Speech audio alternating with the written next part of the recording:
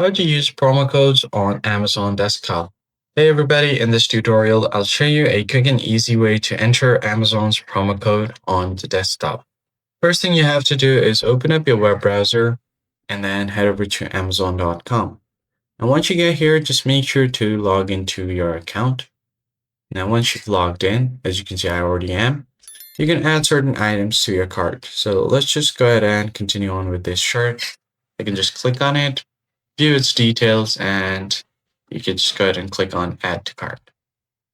All right, so once you get to the cart section, you can head over to your cart by tapping on the cart at the top.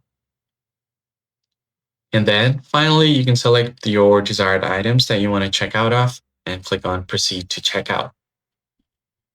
Now it will show you all of the product summary and your billing. Then you can just scroll down. And if you have any available gift card, vouchers, or promotional codes, you can enter it right here. Click on apply. And if the code is valid, certain discounts will be applied on your checkout, and you should be able to save some money.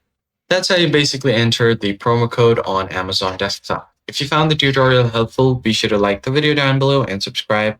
I'll catch you guys on the next video.